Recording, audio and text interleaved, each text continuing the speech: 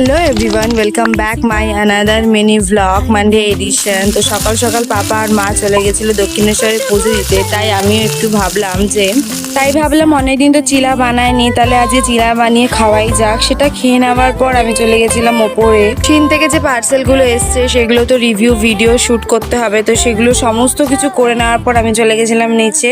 ততক্ষণে মা আর পাপা চলে এসেছিল, তারপর তারা গেছিল হচ্ছে সদাই আনতে, আর আমি চলে গেছিলাম লাঞ্চ করতে। গরমকালে তো এনাকে ছাড়া চলাই যায় না, তো আমি এসি চালিয়ে একটুখানি শুয়ে পড়েছিলাম। তারপর ঘুম থেকে উঠে দেখি আমার তজুয়াটা ফোন দেখছে। ওর সাথে একটু খেলা করার পর চলে এলাম আমি সব রকম সদাইকে জায়গা মতো রাখতে। আর মা না ফিয়ামাই জেল বারটা নিয়ে এসছে, পুরো 6টা প্যাক যেটা থাকে সেইটা। শুনেছি সবকটার ফ্রেগ্রেন্স নাকি খুব ভালো, ইউজ করে একবার দেখতে লাগবে। তারপর আমি আমার প্রোটিন শেক খেয়ে চলে গেলাম পড়াশোনা করতে, কারণ সামনেই তো এক্সাম।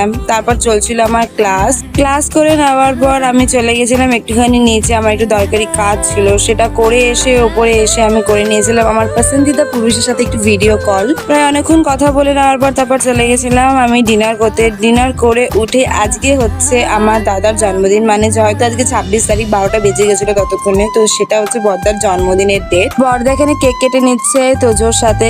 কেকটা এত সুন্দর টেস্ট ছিল আর এত ভালো ছিল, কোনো কাস্টমাইজ না, নর্মাল দোকানেরই কেক ছিল, বাট খুব ভালো ছিল। তো চলো আমি এখন কেক খাই, আর তোমাদের সাথে দেখা হচ্ছে অন্য মিনি ব্লগে। টাটা সবাই।